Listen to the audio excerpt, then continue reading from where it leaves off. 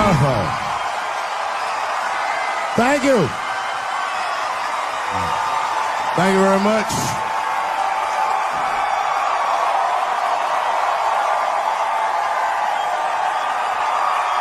Thank you. What's going on? Good to see everybody out here tonight.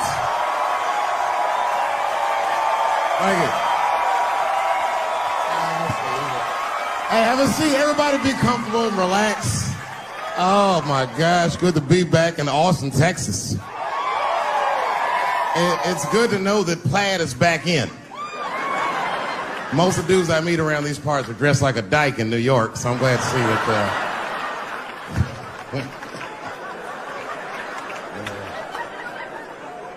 Man, fucking Texas, this place is pretty good. Pretty damn good. You know, I was in Santa Fe the other night and a motherfucker threw a banana peel at me. Yeah, that didn't feel so good. Of course, it was a white person. Not to indict the whites, I'm just saying. And then not only did he throw a banana peel at me, but it was premeditated. You could tell. You could tell the peel was too brown, you know what I mean? It was like, you didn't eat that banana recently, motherfucker. You had that shit waiting on me. And the whole crowd was white, so it just got instantly creepy, and everyone looked like they were looking at 12 Years a Slave or something. They were always like,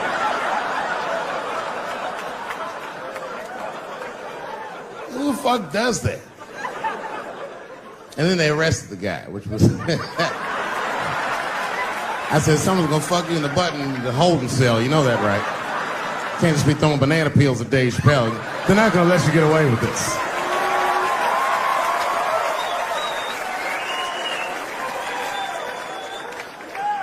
And the press called me up like, do you have a statement? A statement? For a fucking banana peel? No! I don't have anything to say. This guy was like fucking famous for throwing a banana peel at me. 20 years from now, he's gonna be tucking his kids in the bed and the kid gonna be like, Daddy, tell him about the day that you threw that banana peel at that nigger in Santa Fe.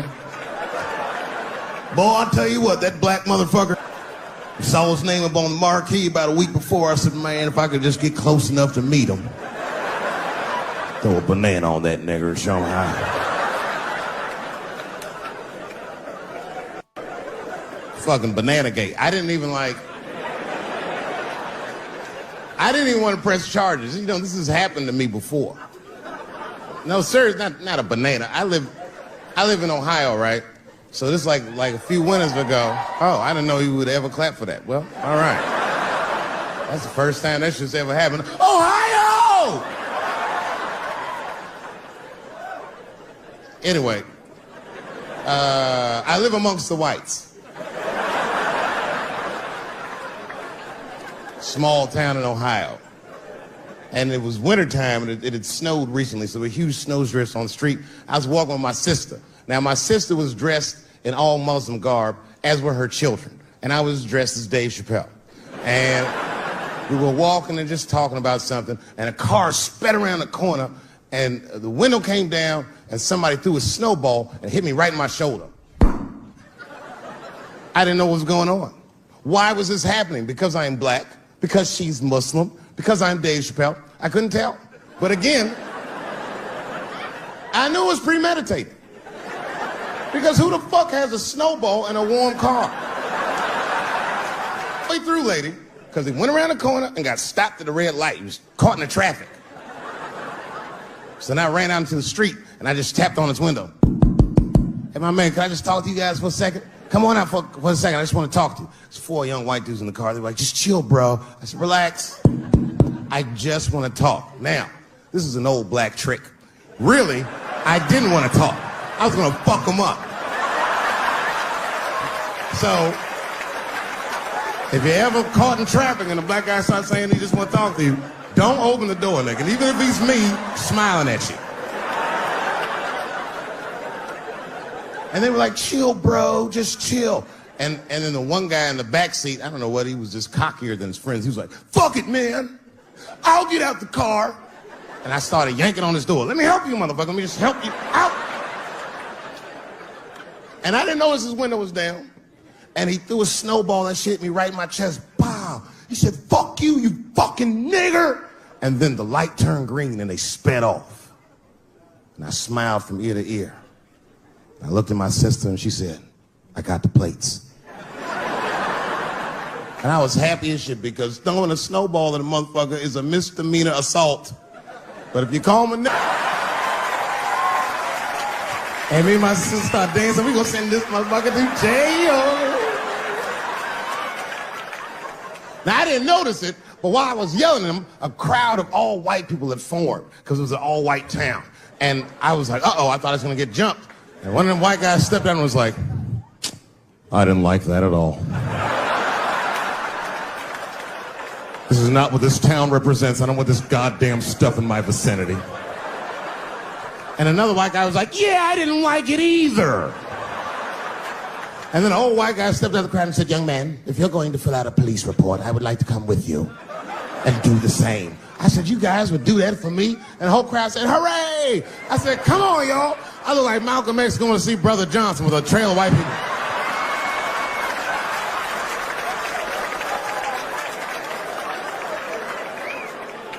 Unreal. An hour later, we was all just sitting in the police station, and the police came in and like, well, Mr. Chappelle, 16 identical police reports. We ran the tags, 2 young men that had their mother's car. We have all 4 suspects in holding. Their mother is here. It's up to you. Whatever you want to do. If you want to press charges, we'll move forward. Sorry about that, officer. I'm a little flustered. I've never been in a position where I could decide the fate of white children before, but it's weighing heavy on me, sir. And I really can't decide. And I saw a lady pacing back and forth in the hallway, and I said, is that? He goes, yes, that's their mother. Well, can I speak to her before I make a decision? And when the mom came in, she saw it was me. She busted out crying. Oh, God, I don't know. I don't want him to go to jail. I am so sorry. I didn't raise him to do this. We love your comedy. We love you at the house. I said, miss, please, just, all right, look, I don't necessarily want your son to go to jail either. But what he did was pretty fucked up. So, is there something we can do short of jail just to let him know that he's wrong?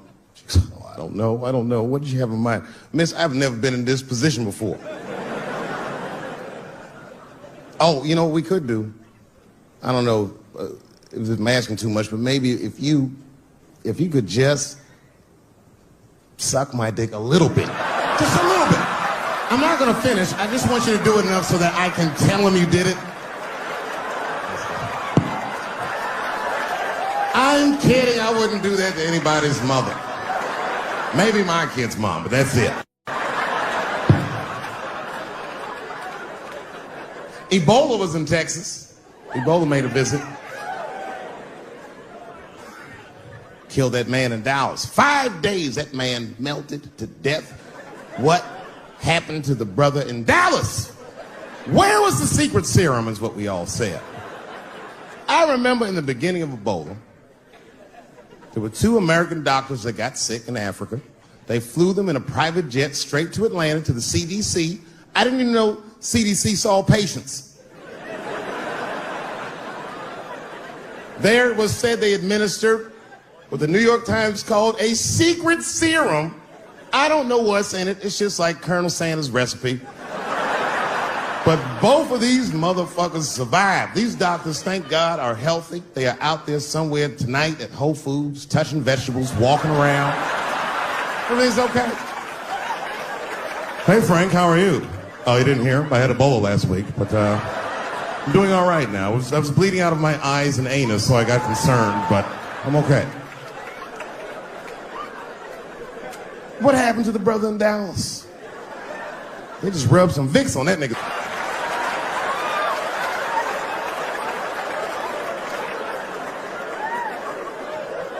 I knew he wasn't gonna make it. I already knew.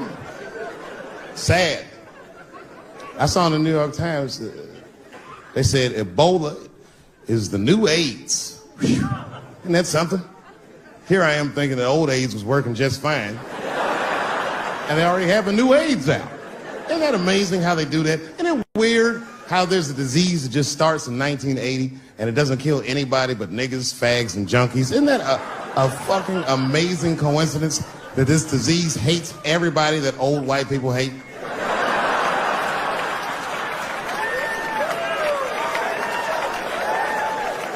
I think either God is white or the government hid that shit in disco balls. Only fun people get AIDS. Last month on the front of the New York Times, the measles was a headline. I had to check the date of the paper. I was like, measles, what is this, 1850? What the fuck is this? Why is measles in the news? Turns out they were trying to decide if mandatory vaccinations for children is the way we all want to go. Any thoughts? I'm sorry, ladies and gentlemen, I don't know. I don't know about this one. First of all, black people generally don't trust doctors. After the Tuskegee experiments and all that shit. More importantly, don't forget Michael Jackson was killed by a doctor. Granted, he was doing drugs, but if I was a heroin addict and I had a licensed physician injecting heroin in me, I should survive that. I'd just be looking like, oh, I'm good, right? I'm good? It's not too much, is it? Dr. Butterfingers killed Michael Jackson. After that, I was like, fuck going to the doctor. The fuck am I getting my kids vaccinated for an old-ass disease like measles? This is ridiculous. You might as well give them a diarrhea shot if you're so worried. Diarrhea has a bigger body count than the measles do. You know, diarrhea is funny today, but 100 years ago, if your ass had diarrhea, you were a goner. There was like a 0 chance of survival. You get that first squirt, uh-oh. Gotta start getting my affairs in order. But I don't have much time. It's diarrhea. It's very serious.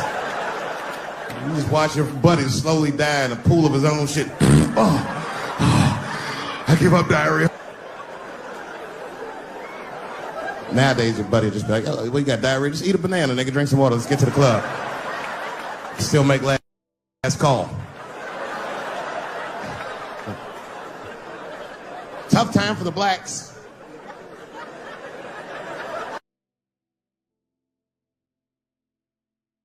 Building and beneath Broadway Studios is a nightclub. And the special was only supposed to be 30 minutes. And I got ready, I practiced, I did all the shit I was supposed to do. And the night that I taped, 20 minutes into my 30-minute set, I'll never forget this, music started blasting from the nightclub underneath. You could hear it real loud, and it fucked my whole show up, and I was devastated. I was a young man. I really believed in what I was doing, and I thought that my dream had been killed. So when I got off stage, I ran down the steps to the alley behind Broadway Studios and where the control trucks are parked, and I kicked that motherfucking door open, and I started yelling at all the producers. I was nobody in show business, just a guy that believed in us. I said, man, you fucked everything up. That fucking music, what the fuck were you thinking? And there was a guy who was a big-time producer, I ain't saying no names, and he stood up, and he said, hey, kid, sit the fuck down. He said, we didn't ruin anything. He said, we made a deal with that nightclub to not play music, and they didn't honor the deal. And I said, who didn't honor the deal? And he pointed to a guy. I'll never forget it. It was an old white man sitting in the Ford Taurus by himself. And he said, that guy right there. And I didn't waste no time or ask no questions. I went to that Ford Taurus, and I beat on that window, and I said, open the door, motherfucker, I want to talk to you. And that old man looked at me for 1 second and wisely drove the fuck off. And left me in the alley cussing at anybody who would listen.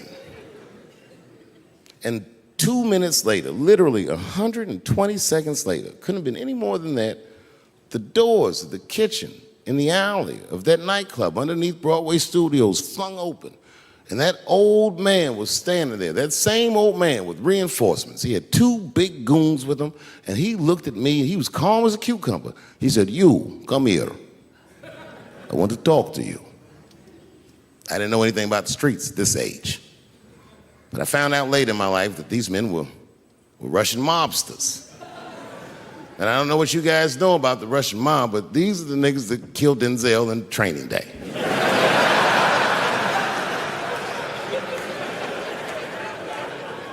And all the producers knew what I was up against. They said, Dave, do not go in there. And I said, fuck y'all. And I walked right into that kitchen, and they closed the doors behind me, and it got dark as fuck in there. And I knew, I'm not dumb, I knew I was in a bad situation.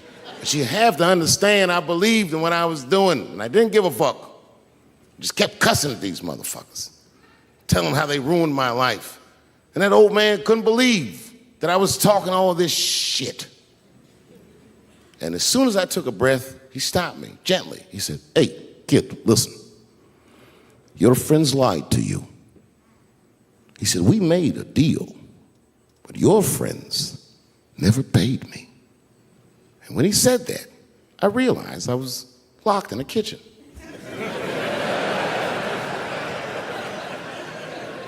I realized he was telling the truth, which would make me wrong. And the very moment that I realized I was wrong, for the first time, I was afraid.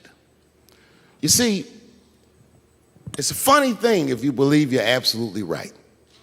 You can get drunk off the feeling of how right you are. That's why gay people are so mean.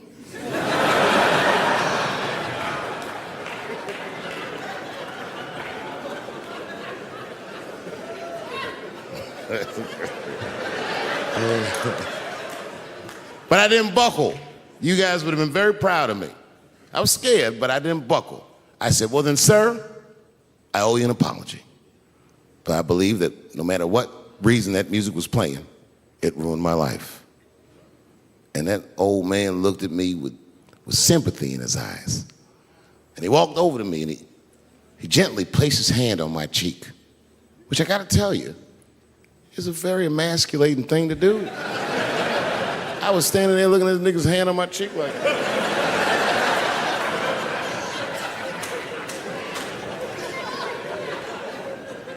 And he said, you are a real man. And he tapped me on my cheek. Real soft. Just like that.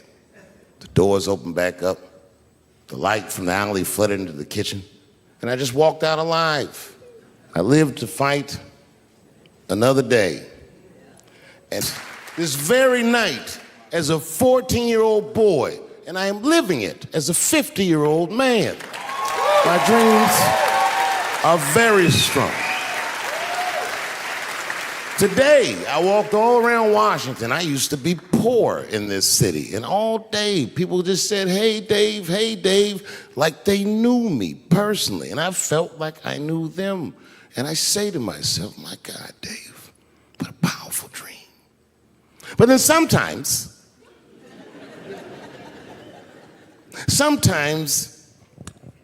I feel regular. Just feel like myself. Maybe I'll smoke some weed and be in some nightclub and feel shy. But I'll look across the nightclub and I'll see some guy that no one's ever heard of. But this nigga worked all week and got bottle service. And there's bitches bringing Moet with sparklers to him. And I picture in my mind he's Persian. He's doing some kind of weird Persian dance. And he got 6 bitches at his table because he got so much liquor, and they all call him saying, go Cena, go Cena. And I'll be looking across the room like, oh my God, I'm in that guy's dream.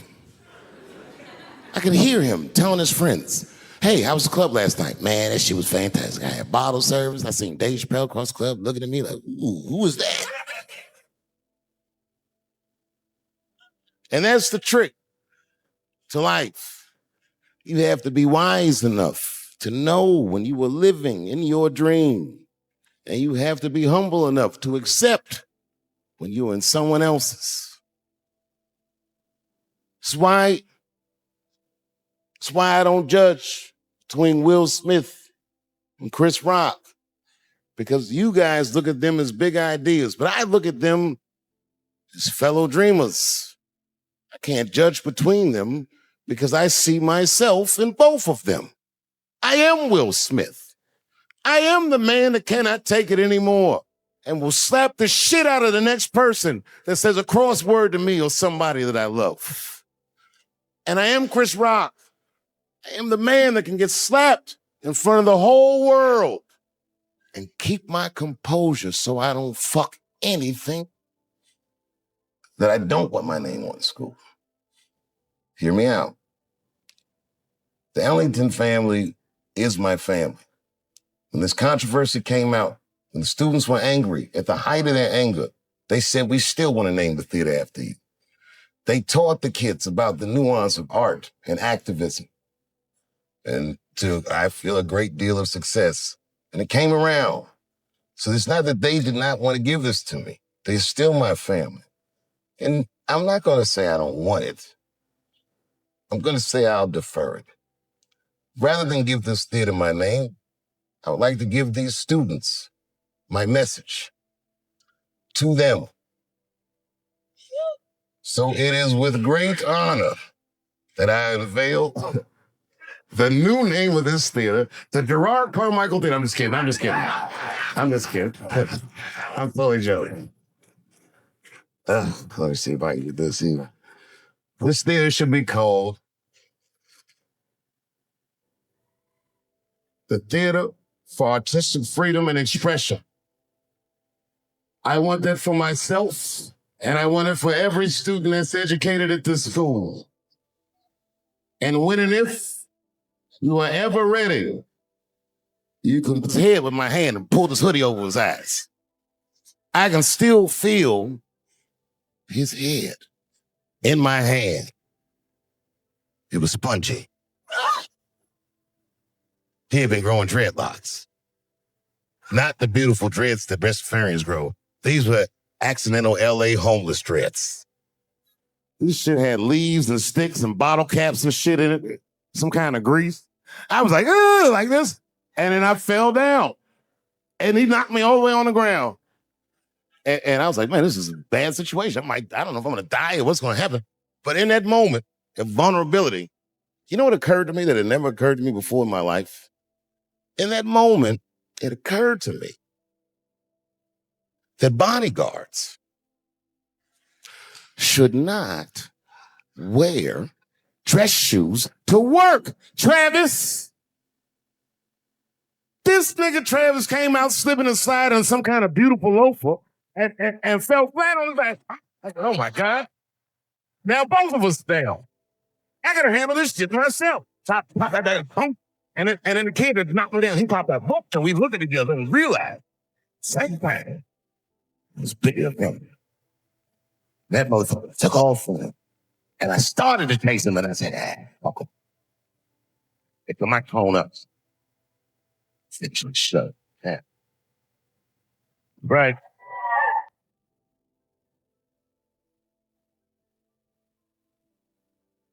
For 3 months before that, I had been making fun of Chris Rock. And people would ask me all the time. They'd say, Dave, what would you do if you were Chris Rock? Will Smith sat you that face. To this day, the answer is the same. So I don't know what I would have done. I'd never been in a situation that extreme. But I do know now what Will Smith would not have done. That is, enjoy the rest of the season. Man, listen. We gave that kid a good while. We was whooping his ass. Not we. I mean, I was on stage trying to think of a joke to tell, but they were beating this nigga up right behind me. Everybody could see it. Everybody could see it. And I'm sitting up there trying to think of what to say. And I'm tongue-tied. Me, of all people, can't think of anything to say. Look at my karma. Just that moment. Of all the people in the world, Chris Rock walked from backstage. Walks up to me in front of 20,000. Grabs the mic out of my hand. Is that Will Smith? Man, motherfuckers fell out of their chairs laughing. I was standing there looking stupid. I was fucking furious because I'm thinking in my mind, nigga, this is my attack. You got attacked 3 months ago. Now you have jokes. So I snatched the mic back from Chris and tried to get one off, but my shit did not go good at all. I didn't know what to say. I was like, it was a trans man. And the crowd was like, food. It's LA, we like trans people, food. I know, I felt so bad. I felt so bad. But I know why I did it.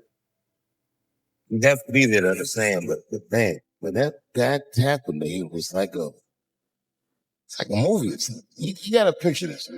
Picture a famous person, like every famous person you can imagine was at that show. Like biggest time Hollywood had ever seen. And when that happened, cleared the breaches. I had to watch the tape afterwards. Nothing's happened, but as soon as he tried to, James Harris is the first motherfucker that jumped out of the crowd. He was wearing a white cowboy hat, like he knew this shit was going to happen to him. Never seen this nigga in a cowboy hat before. And James started chasing that motherfucker around like any given Sunday. And that kid was fast as shit. He was jumping and shaking, and it broke James' ankles, and it just kept running. And then Jon Stewart, the Daily Show, ran backstage and jumped at this motherfucker like Super Jew. He was like, ah!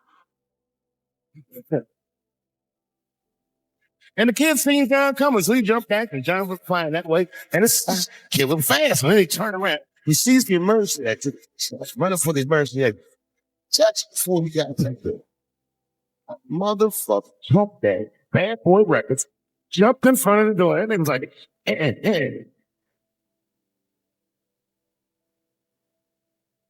Boy, probably got that motherfucker. And every celebrity just ran after every celebrity saw themselves for me. They just started beating the fuck out of that shit. And I know Chris is backstage looking like, nobody knows me.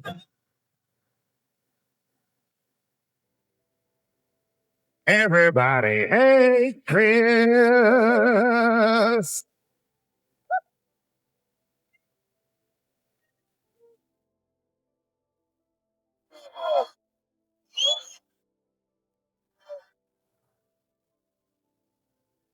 Look, it was way more intense than what you guys might have read. I don't know what you read, but the kid, while we was beating on him,